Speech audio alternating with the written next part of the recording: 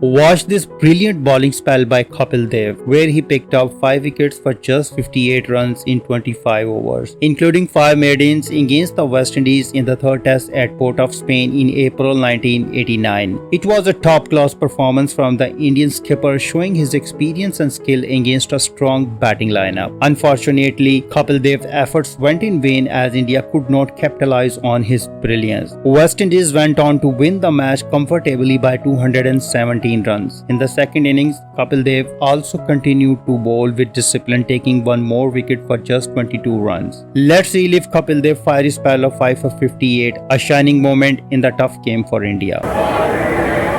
23 for 2, 8 overs bowled. Kapil Dev to Atherton. Strikes him on the pad, looks quite straight, and it is. Good, reliable bowler, Kapil Dev. Good line, good length. And Atherton, I don't know, I fancy just playing a bit across that in the end. So Atherton goes for 1. Just watch where his right foot is, the leading foot. And the umpire's got to decide that that ball would have hit the stumps. That's the sole criteria. Kapil obviously thought so, so did wicketkeeper Moray, and there goes the umpire's hand confirming that. 3 down for 23, and West Indies in some for Richardson and for Gus Logie. Neither is. It's all been done by seam bowling too. It's quite a contrast. I still think it's a bit to do with the overcast conditions. A little bit of rain falling. Big shout there from Kapil Dev. Well, just imagine if Richardson had gone as well. Richardson from Antigua's had the benefit of a number of very close LBW decisions on this tour. Kapil Dev. Well, that might well be out. And he's given out. Marshall looks a bit disgusted. He thinks he's way outside off stump. But if you don't play a shot, you can be given out if the ball is thought to be going on course to hit the stumps. And that's how the umpire adjudicated. That was a good decision there by the umpire, because Marshall's front leg was on the move right throughout. Courtney Walsh. This is Curtly Ambrose. Kapil Dev around the wicket. Oh, and straight off, a little nick, and he's caught behind the wickets by Kieran Moray. Ambrose goes for 15.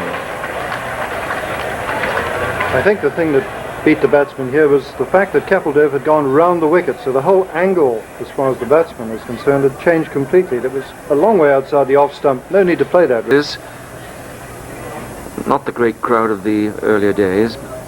Kapil again around the wicket.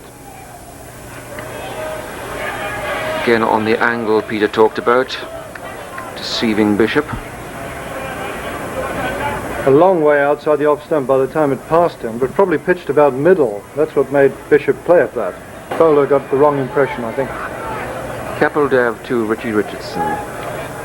Oh well, bowled. Kapil has bowled a sustained spell this morning. Very good line and length, even troubling Richardson, who's played so well. One of 4 Antiguans in the side, Richardson. He's in the nervous 90s, and it really shows, doesn't it? 1 run to get his second century of the series. In comes Kapil Dev. Oh, he's bowled him! Well, and Richardson looks, and he's coming back. It's appeared, to my eye, trouble. Courtney Walsh, the batsman, Kapil Dev bowling. Well up, oh, it's all over. Perfect Yorker by Kapil Dev, and Walsh is bowled by Kapil for 4.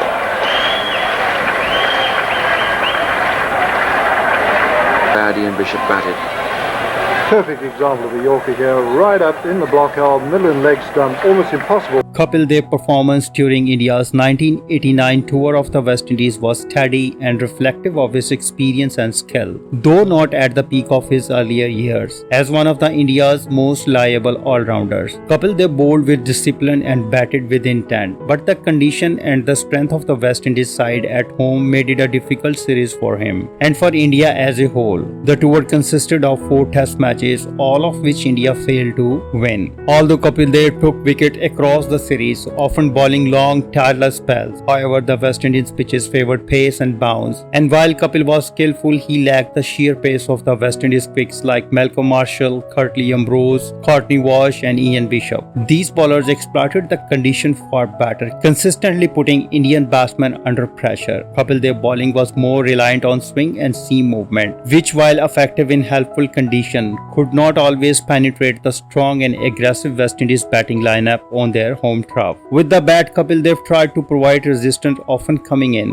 when the top orders had already collapsed. Under the fiery West Indian pace attack, he scored useful runs in the middle order but could not convert starts into game-changing innings. The Indian team as a whole struggled while batting consistency and failed to post big totals that could put the opposition under pressure. The main reason Kapil Dev could not help India win any test in the 1989 series were a combination of factors. The overwhelming strength of the West Indies team in their own condition, India's fragile batting order and the lack of penetration in Indians' bowling attack, apart from Kapil and a few flashes from the others, and the tactical conversation in India's approach. The team was largely on the defensive, trying to avoid defeat rather than push for victory. Kapil Dev performed with his usual grit and professionalism. Cricket is a team sport. His individual effort, though commendable, were not enough to overcome the challenges posed by the dominant West Indian side in their backyard. If you like this video, please comment, share and subscribe. Thanks for watching.